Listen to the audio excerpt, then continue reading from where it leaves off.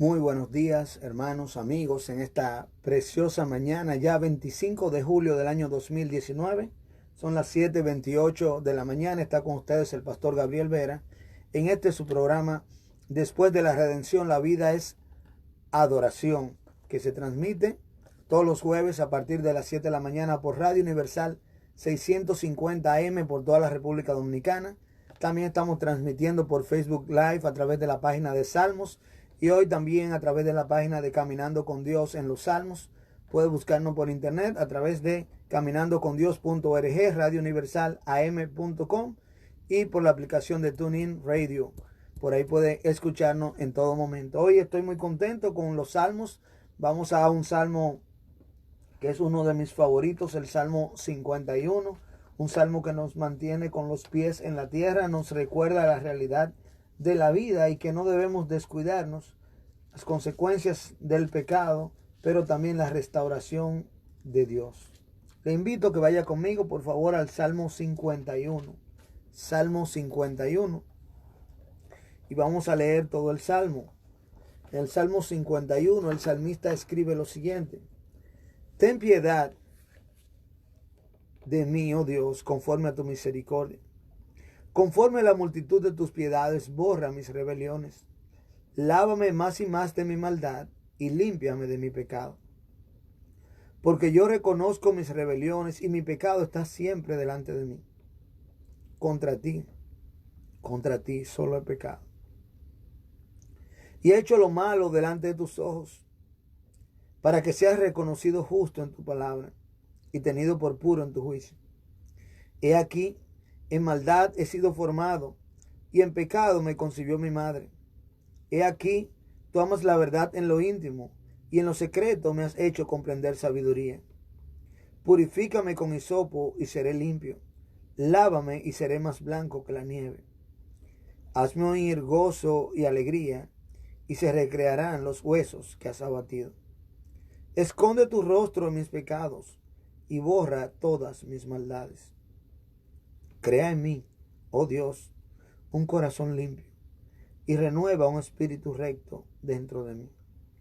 No me eches de delante de ti, y no quites de mí tu Santo Espíritu. Vuélveme el gozo de tu salvación, y espíritu noble me sustente. Entonces enseñaré a los transgresores tus caminos, y los pecadores se convertirán a ti. Líbrame de homicidios, oh Dios, Dios de mi salvación. Cantará mi lengua tu justicia. Señor, abre mis labios, y publicará mi boca tu alabanza. Porque no quieres sacrificio, que yo lo daría. No quieres holocausto. Los sacrificios de Dios son el espíritu quebrantado. Al corazón contrito y humillado no despreciarás tú, oh Dios. Haz bien con tu benevolencia a Sión. Edifica los muros de Jerusalén. Entonces te agradarán los sacrificios de justicia, el holocausto u ofrenda del todo quemada. Entonces ofrecerán los becerros sobre tu altar.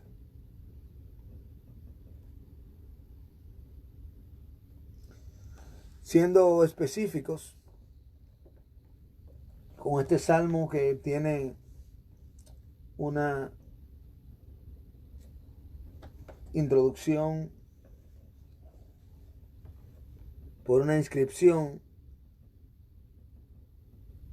donde nos dice que este salmo fue después que David se llegó a Betsabé y vino a él Natán, el profeta.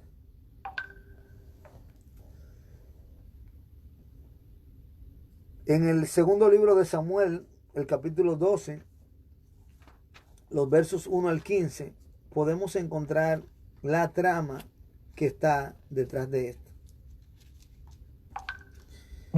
Y realmente el salmista cometió pecado contra Dios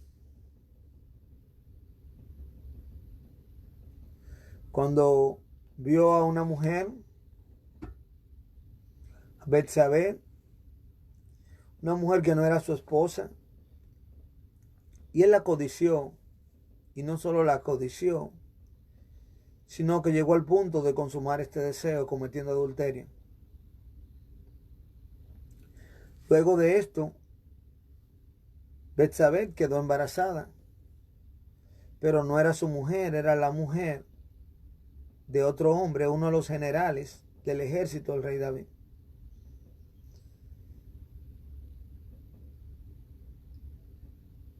Cuando David supo esto, trató de encubrir la falta para que no se vea el pecado. Y como estaban en tiempos de guerra, mandó a su general a estar en primera línea, que no le correspondía, y dio orden de que se acercaran lo más posible al enemigo, de manera tal que él muera. Así que David, un hombre conforme al corazón de Dios, que no nos queda duda, un hombre que amaba a Dios, comete adulterio, y encima de esto, entonces, comete un asesinato intelectual para tapar este adulterio. Dice aquí la palabra de Dios, describe en los versos 1 al 10 cómo se sentía el salmista, y combina mucho con la inscripción histórica del Salmo, donde esto dice que después de esto a él vino Natán el profeta. Entonces Dios envió a un profeta, Natán, quien le hizo una alegoría de un hombre que tenía muchas ovejas, pero no quiso dar ninguna de ellas, sino que mandó que una sea quitada, la única que el vecino tenía. David dijo al escuchar esta alegoría que quien hizo eso era digno de muerte. Dios le estaba dando convicción de su pecado, y Natán le dijo: tú eres aquel hombre.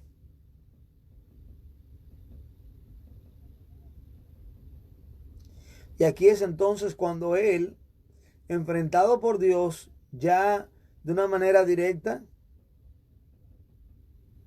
cuando llegamos a este salmo, cuando él se arrepiente, lo que vemos aquí, que luego de haber cometido la primera falta, ¿qué hizo? Quiso taparla con la segunda.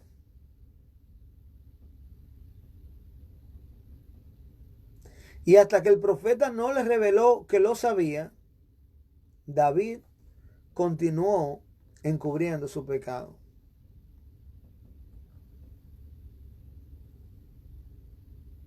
Tú y yo tenemos que pecar si queremos cubrir el pecado, y no podemos escondernos de Dios. Nosotros tenemos que pecar si queremos cubrir el pecado, y no hay manera que podamos salirnos con las nuestras con el pecado. El pecado nos lleva a cometer más pecados. El pecado esclaviza al creyente.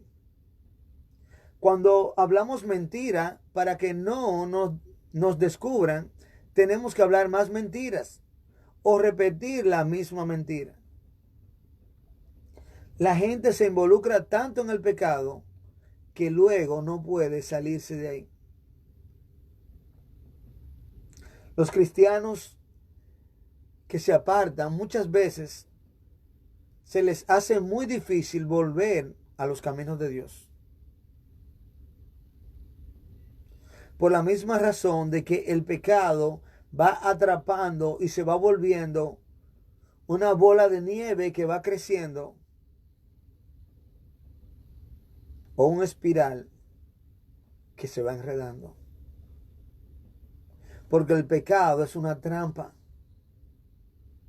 El pecado viene disfrazado en una tentación. Es como una gran oferta que no podemos dejar de aprovechar, pero que al final hace mucho más daño de lo que podemos pensar en ese momento. Las consecuencias que trae el pecado en nuestras vidas no pueden ser imaginadas en el momento de la tentación, porque el tiempo no nos alcanza.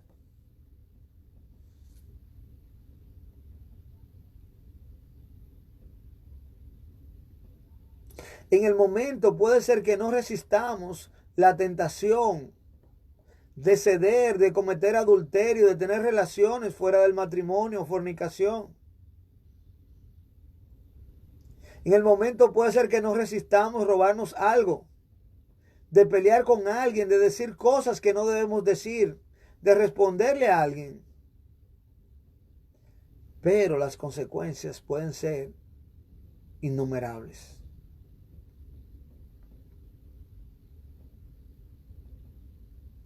Este hombre había cometido adulterio. Por causa de tapar el adulterio, cometió asesinato. Y aquí encontramos un gran ejemplo de lo que le puede pasar a un creyente por causa del pecado. ¿Cómo se puede sentir luego de pecar? Mire cómo el salmista se describe en el verso 1.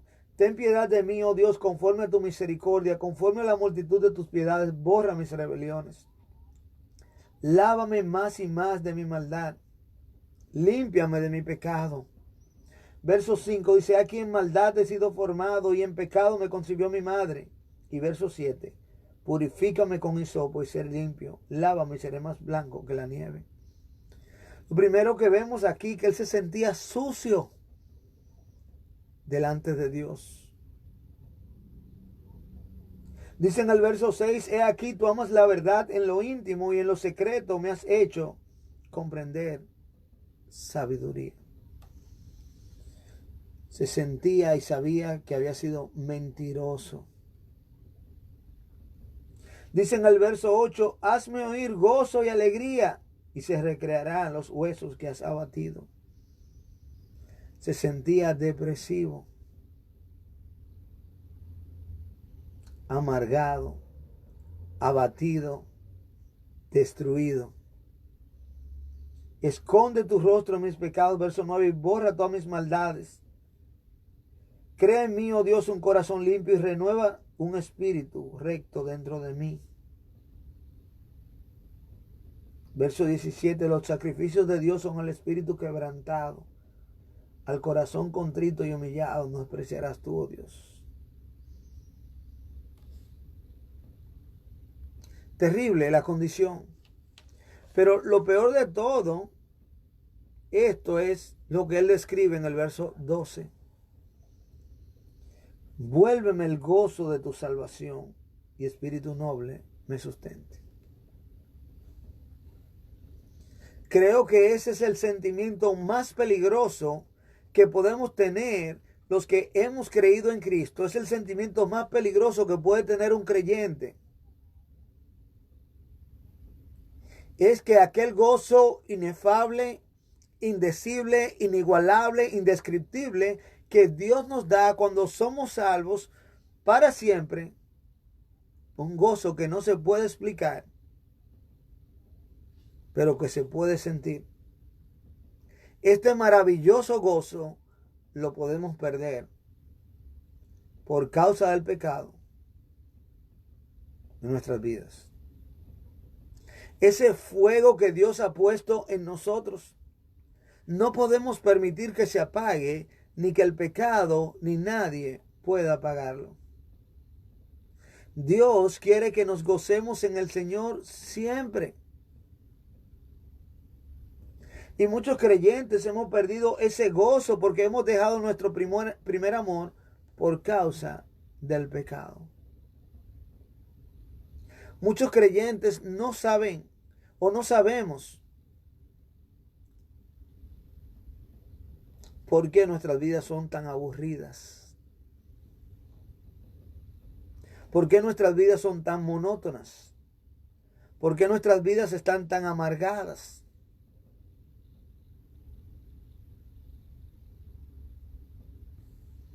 Y decimos, siempre se canta lo mismo. Siempre escuchamos lo mismo. Y todo para nosotros es lo mismo. Posiblemente hemos perdido ese gozo de la salvación. Muchos de nosotros no sabemos por qué es tan difícil para nosotros mantener una buena relación con Dios.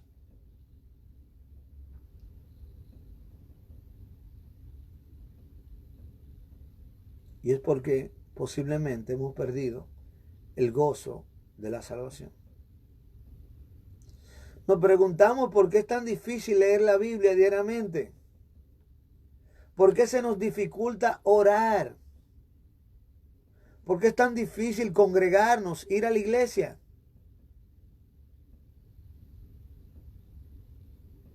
¿Por qué hay creyentes que como pastor los veo mensualmente o cada 2 meses?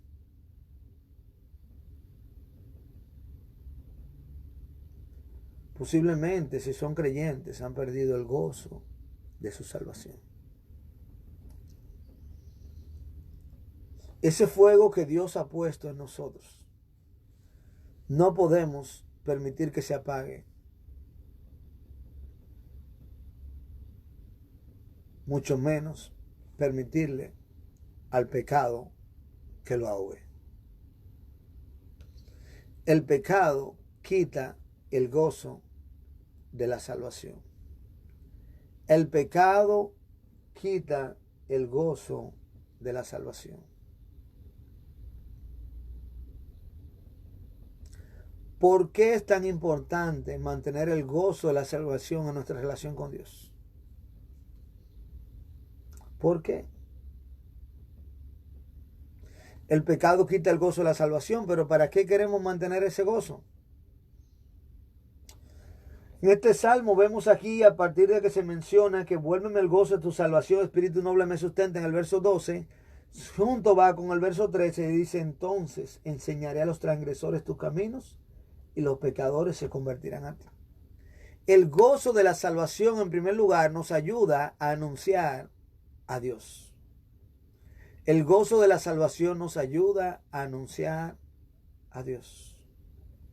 Vuélveme el gozo de tu salvación y espíritu noble me sustente. Entonces enseñaré a los transgresores tus caminos y los pecadores se convertirán a ti.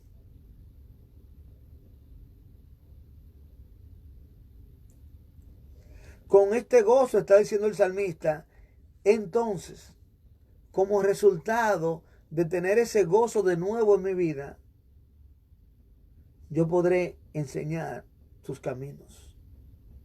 Podré ser útil por ti para que otros se conviertan a ti.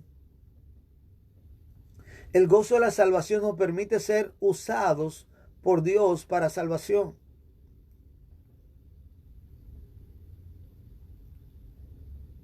Sin ese gozo no hay un deseo genuino en nosotros de compartir la palabra de Dios. No hay un deseo interior de hablar de Dios. No hay un deseo de compartir el evangelio. No hay un deseo de que otros vengan a Cristo. No hay un deseo de que sea conocida la verdad de que nuestro Dios se ha dado a conocer.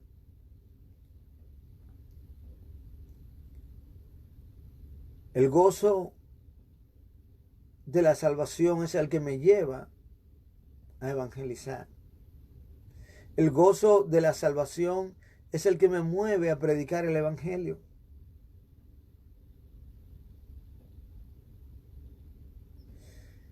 Cuando yo tengo algo y eso es causa de tanta alegría, gozo, satisfacción en mi vida, es algo que ha transformado mi vida, que ha cambiado mi vida, que me hace sentir bien.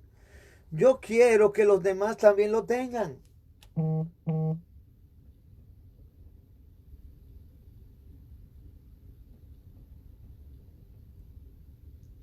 Pero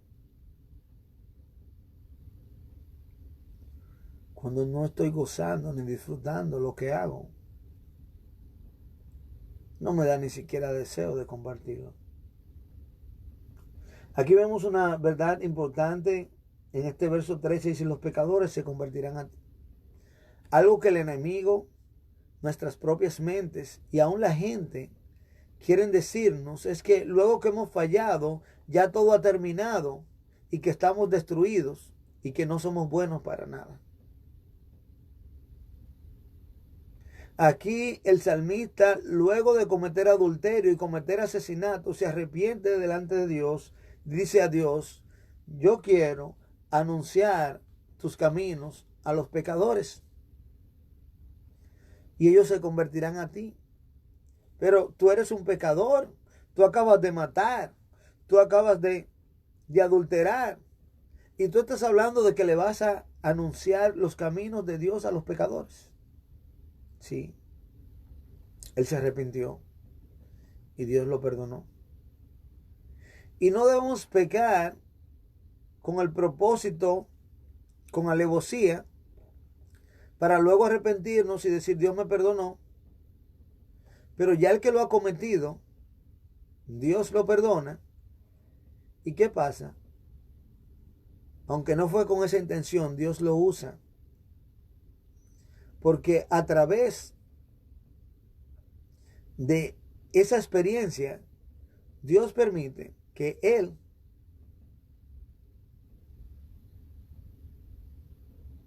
o ella sean usados para alcanzar a aquellos que viven ese tipo de vida. Ahora viene un hombre que hizo lo que esta gente tiene como estilo de vida y él les puede decir, les puede hablar de Dios y ellos pueden ver cómo él se pudo arrepentir y se pudo apartar de ese pecado. El pecado quita el gozo de la salvación. ¿Por qué es tan importante mantener el gozo de la salvación en nuestras vidas? Porque el gozo de la salvación nos ayuda a anunciar a Dios. Lo segundo que vemos aquí en los versos 14 al 18 es que el gozo de la salvación nos ayuda a alabar a Dios. Dice el verso 14, líbrame de homicidios, oh Dios, Dios de mi salvación, cantará mi lengua tu justicia. Señor, abre mis labios y publicará mi boca tu alabanza, porque no quieres sacrificio que yo lo daría, no quieres holocausto. Los sacrificios de Dios son el espíritu quebrantado. Al corazón contrito y humillado no despreciarás tú, oh Dios. Haz bien con tu benevolencia, edifica los muros de Jerusalén. Estaba en un tiempo de cuando se hacían sacrificios de animales en adoración a Dios, que apuntaban a la salvación en Cristo. Y siendo esa la demanda del momento, en esencia él dice, eso no es lo que Dios quiere. No porque estaba anulando la palabra, sino más bien Dios no quiere el hecho sin la intención real. Para Dios tampoco lo que cuenta no es la intención, como algunos dicen, porque esa intención debe llevar una acción. Pero si hago la acción sin la intención, no hay adoración. La intención sin la acción para Dios no es adoración. Y Él le dice, yo sé que tú no quieres la acción si no existe la intención. Tú no quieres sacrificio, tú lo que quieres es un espíritu quebrantado, contrito y humillado. Y ese tú no desprecias. Y ahí está podríamos decir humanamente hablando, la grandeza de David. Ahí está el corazón conforme a Dios en el sentido de que era un hombre que reconocía su pecado.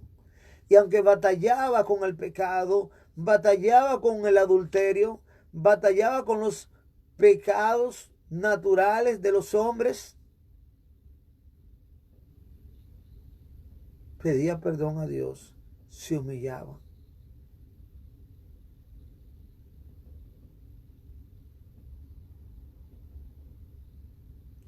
Él decía, Señor, líbrame, ayúdame para que mi lengua cante tu justicia. Él reconoció que había cometido un homicidio y le dice, líbrame de homicidios, oh Dios,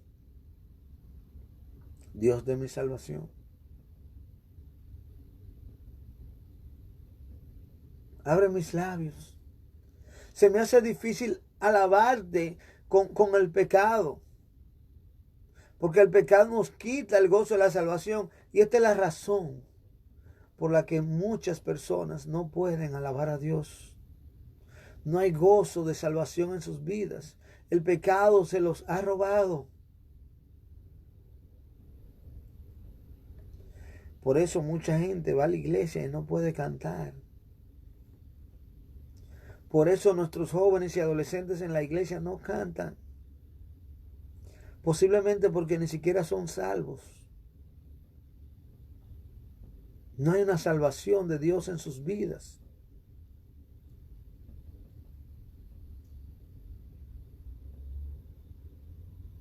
Eso no le da gozo. Porque la alegría de ellos es otra cosa.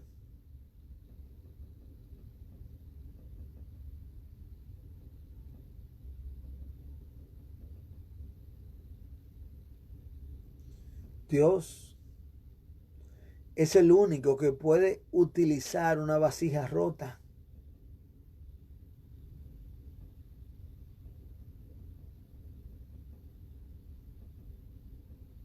Si nosotros vamos a comer a un lugar decente, nosotros no esperamos que ninguna de las vasijas con las que nos sirvan tengan el más mínimo quebranto. No queremos ver un pequeño pedacito pelado del plato ni del vaso. Eso se desecha.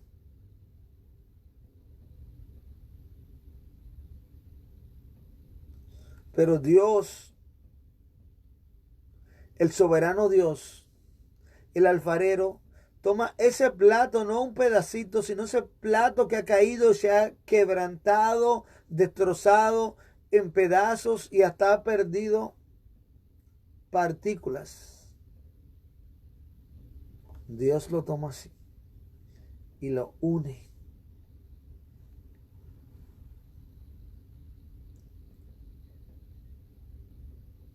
Y a través de él alimenta a muchos. Sí, el pecado nos roba el gozo de la salvación, pero el arrepentimiento lo recupera. Dios, al arrepentirnos, nos usa de nuevo, como antes o hasta más que antes. Sí, estamos quebrantados, estamos destruidos, podemos estar desanimados y hasta depresivos. Podemos sentirnos mal. Quizás ese pecado nos descalifique para algunas cosas que ya no podemos hacer, pero eso no significa que Dios no pueda hacer otras, mejores o mayores.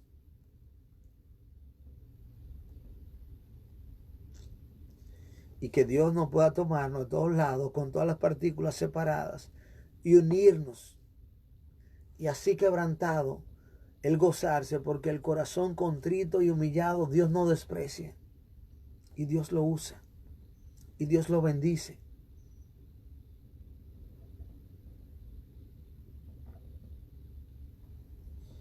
El pecado quita el gozo de la salvación.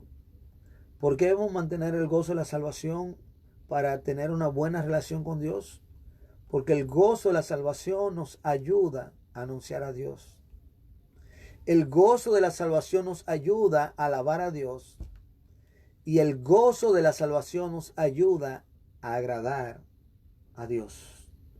Leo el último verso de este Salmo 51 y dice: entonces te agradarán los sacrificios de justicia, el holocausto u ofrenda del todo quemada, entonces ofrecerán becerros sobre tu altar.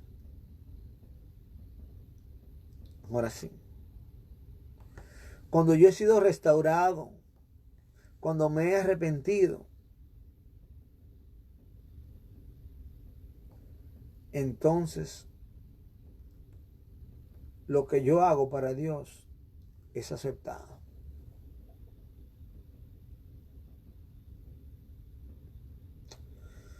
Aquí hay una verdad teológica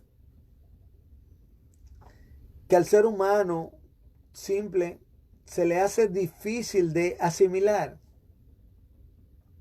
Y es que nosotros tenemos la idea de que si le damos algo a Dios, Dios tiene que recibirlo. Y eso nunca ha sido lo que Dios enseña. Dios no quiere algo, Dios quiere todo.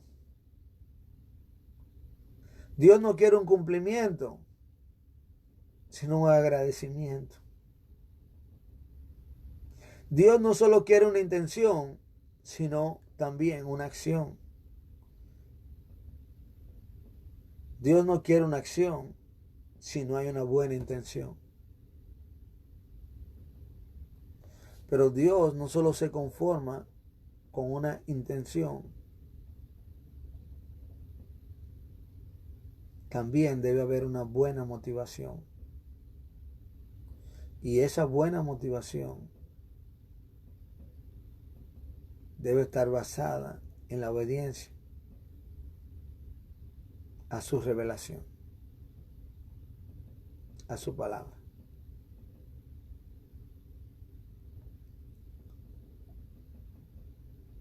Entonces te agradarán los sacrificios de justicia, dice el verso 19.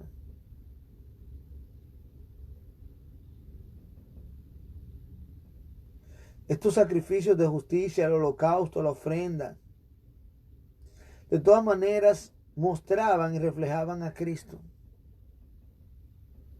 Cuando nosotros agradamos a Dios con lo que hacemos, la obra de Dios se muestra en nosotros y mostramos a Cristo en nuestras vidas. El gozo de la salvación nos permite reflejar a Cristo. Los sacrificios y los holocaustos simbolizan al Señor Jesucristo.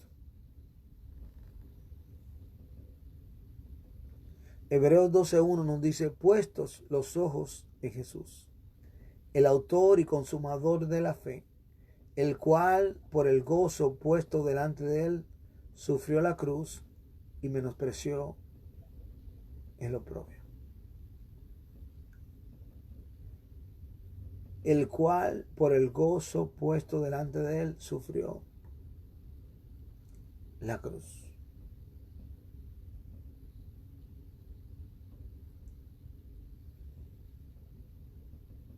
Pero la Biblia nos dice antes de eso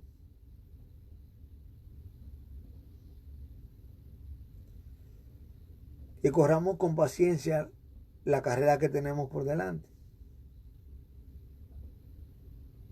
Pero antes de eso nos dice que nos despejemos de todo peso y del pecado que nos asedia. Y ahí está la relación. El pecado nos asedia, nos hace peso. Y no podemos correr la carrera. En cambio, Jesús, por el gozo puesto delante de él, sufrió la cruz. El pecado roba el gozo. Roba el gozo. El gozo de la salvación. ¿Te has preguntado alguna vez por qué tú no tienes gozo en tu vida? La primera razón puede ser que tú nunca le hayas entregado tu vida a Cristo. La segunda razón puede ser que luego de haberle entregado tu vida a Cristo, vives una vida de pecado, sin arrepentimiento. Y eso te ha robado el gozo de tu vida. El pecado quita el gozo de la salvación. Bien, rápidamente vamos a abrir un poquito las líneas, a ver si nos pueden escribir. A ver si nos pueden escribir por aquí. Nos pueden escribir por WhatsApp. Aquí veo que nos escribe la hermana Melania. Buenos días, en contacto con Caminando con Dios. Gracias, hermana Melania. El Señor le continúe bendiciendo. Gracias por escribirnos. Y puede escribir una llamada. Sí, buen día. Que nos llame. ¿Desde dónde? Sí, Tito, ¿cómo estás? Gracias a Dios. Qué mensaje tan bueno. Ese mensaje para darnos los jueves. Exactamente que pasó este frío. Mejor la preparamos. Hacerte como a Dios. Mala casa de Dios. Amén. Amén. Gracias, Tito, por llamar. Pastor Cifrido, un saludo. Manda Tito. 809-381-0650. El teléfono de cabina. 809-381-0650. Para WhatsApp, 809-350-9100. 809-350-9100. Y yo creo que ya ahora sí tenemos WhatsApp para... Pronto le vamos a dar el número porque no lo tengo aquí a mano. Pero creo que se puede poner de aquí, llega para la próxima semana. Probablemente vamos a tener otro WhatsApp también para cabina, así es más fácil. Escriben allá, el pastor Cifrido de allá nos avisa. O puede escribirnos aquí a través de la página de Salmos. Nos escribe, ahí vemos el mensaje. Y también por la página de Caminando con Dios. Si escribe desde la transmisión, creo que el pastor Cifrido lo puede ver allá atrás en pantalla también, cualquier comentario. Y aquí lo pasamos. Bueno, como estamos hablando de pasar, pasamos la hora. Y así que ha sido una gran bendición estar con todos ustedes. Gracias por su tiempo. Yo sé que algunos no han escrito. Disculpen, tuvimos unos inconvenientes el mes pasado y duramos todo un mes sin salir al aire en vivo por Facebook Live, aunque estamos usando algunas de las grabaciones para la transmisión por radio. Dios mediante estaremos todos los jueves aquí hasta que el Señor venga o nos llame. Así que lo esperamos el próximo jueves a partir de las 7 de la mañana en su programa Después de la Redención, la vida es adoración. Estuvo con ustedes el pastor Gabriel Vera. Dios le continúe bendiciendo.